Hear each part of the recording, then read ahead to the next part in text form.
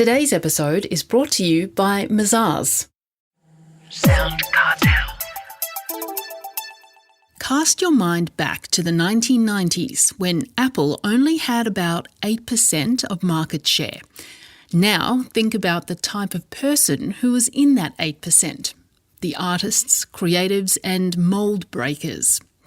Well, the 8% has returned in a new business philosophy of excellence.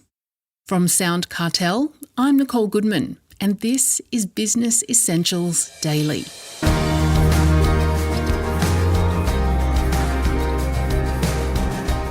Leela Cosgrove is the founder and CEO of sales and marketing consultancy Strategic Anarchy. She says her team works towards turning clients into 8%ers. That is, companies that go beyond just wanting to create financial success, but who are also dedicated to creating excellence and changing the world. Leela Cosgrove starts by describing to Jeff Waters how dealing with artists helped her form the philosophy.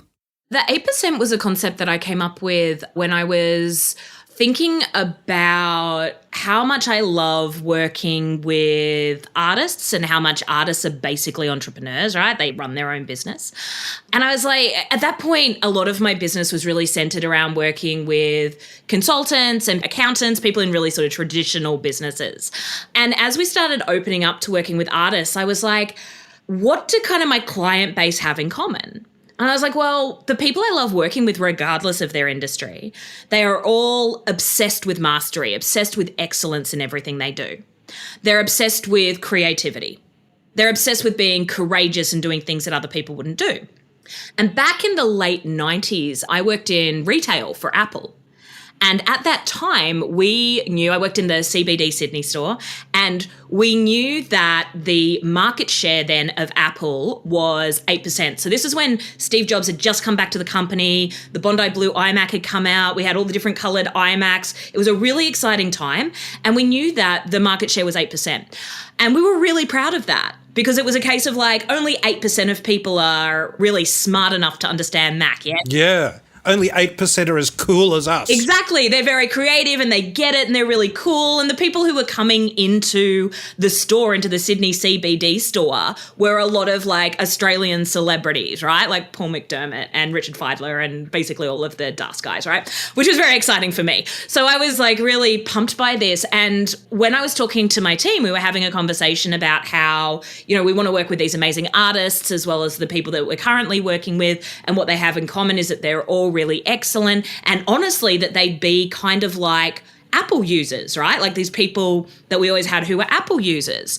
And one of my team said, yeah, but not like those iPhone posers, because everyone has an iPhone now and everybody's like an iPhone poser. And I'm like, yeah, like back in the days when it was 8% and we all stopped and we looked at each other and we're like, that's it.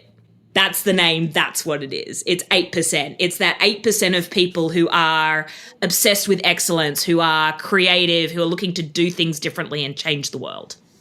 So at Strategic Anarchy, does that mean you're only targeting clients within that 8%, or are you turning clients into people who could be in that 8%? Look, I think that if you are 8%, it's in your DNA. Honestly, I think if you're someone, I find this all the time with clients, because again, being top 8% doesn't mean anything about your earnings, right? There are people, you could say Nikola Tesla was 8%, right? Died penniless. It's not about necessarily how much money you're making. So, the people who come to me who want to grow their businesses, they absolutely, I look back at their lives and there's always a history of excellence there. Right? They've always played state level sports, have a black belt in martial arts, have done something. You start to dig and they'll always have these amazing accomplishments, because people who are obsessed with excellence, it doesn't suddenly kick in when you're 45, right? If you're someone who's obsessed with excellence, there's always these often things that they underestimate, often things that they take for granted where they're like, it's just a thing I did. And it's like, okay, but that's actually really incredible. So I don't think you turn somebody into 8%. I think people who are obsessed with excellence, people who are creative, that's just going to be a theme throughout their entire lives. So what do you do to foster these companies? I mean, for us, I guess We have a really strong background in sales and marketing, and we're really well known for sales and marketing. But I think how we approach these things differently is we have a real sensitivity to what it is to be 8%, right? Because if you are 8% and you're obsessed with excellence, you don't just want to do things okay and move on to the next thing. You don't just want the latest fad, right? You want sustainable systems that you know are going to work. There's also a limitation in terms of clientele, because typically people who are 8%, it's not about the money. Like, sure, they want to make a lot of money because, money gives you opportunities, money buys freedom, money lets you do the work that you want to do and create without compromise, right? So money's great from that point of view, but it's never their primary motivator. Their primary motivator is always the kind of work that they're putting out. And so the kind of clients they work with, like, they're not just going to sell anyone. Like, for a lot of these companies, if they've got a mining company coming to them wanting to buy something, they're going to be like, no, forget about it. We don't rape the planet. It's not a thing we do. So, there tends to be a lot of integrity, a lot of values. It's very much about values-based business. So you have to be very sensitive to that, because it's not going to work to put out just any kind of crappy marketing message to try to bring in everybody. They're going to have a very determined niche of people that they're looking for that really fit into their brand values. What are the pitfalls? What are the problems or the common mistakes that people with this mindset make in business? Yeah. The biggest problem that they have, and this is like probably the biggest thing I work on all the time, is the whole I don't care about the money. And it's like, great, but also you do run a business.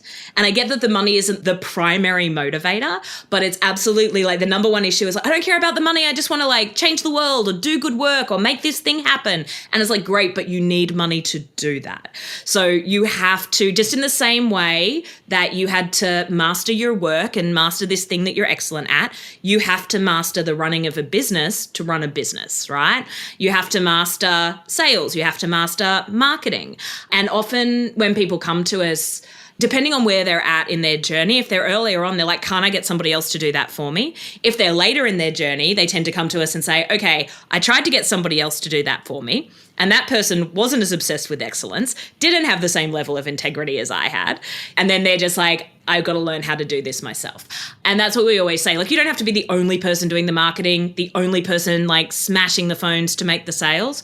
But you need to have a really good foundation in it to build a strong business. And I know the resistance. I can feel people listening to that and going, no, but I just want to be excellent at what I do. Great. If you only want to do what you do, go and do it in somebody else's company.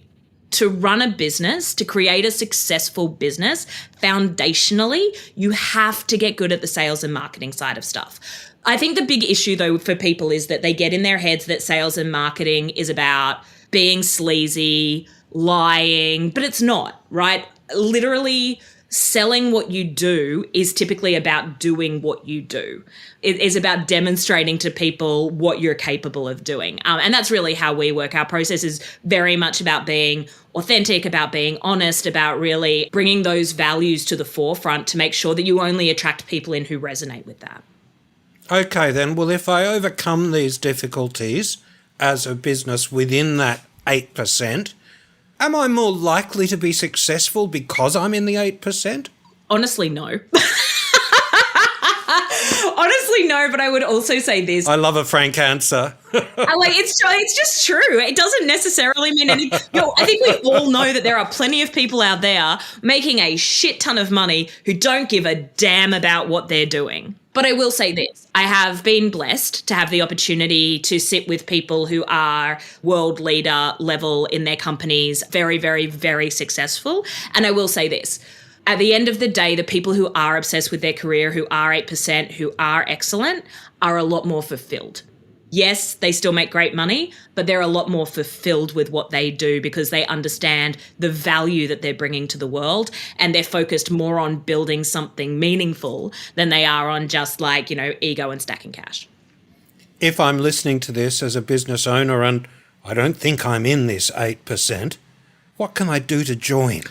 Look, I would say it all comes down to how you kind of feel about your own career and what you do.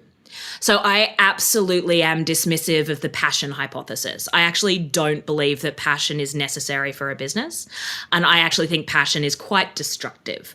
I think people like, I just want to do what I'm passionate about. Good. But like 90% of your job is going to be not doing what you're passionate about. Nick Cave said this once, right? He said, I spend 98% of my time taking meetings, talking to AR guys, rehearsing, so that the 2% of the time I get to do what I really love, which is to be on stage, right? And that is true for all of us. So I think passion is really highly overrated. But what is so much more important than passion is just being deeply interested in what you do. Being curious, being fascinated by your own work, going deeper on that. I think that is really what tends to shift people into this sort of 8% way of operating. That was Leela Cosgrove, founder and CEO of Strategic Anarchy.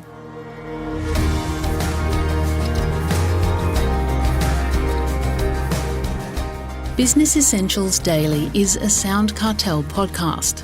Producers are Nick Schilberger, Chris Ashmore, Jeff Waters and myself. Technical production by Pete Letts and Belinda Trimboli. I'm Nicole Goodman. Thanks for listening. We'll bring you more Be Daily next week. SoundCartel. This episode was brought to you by Mazars. To find out more, visit mazars.com.au. That's mazars.com.au.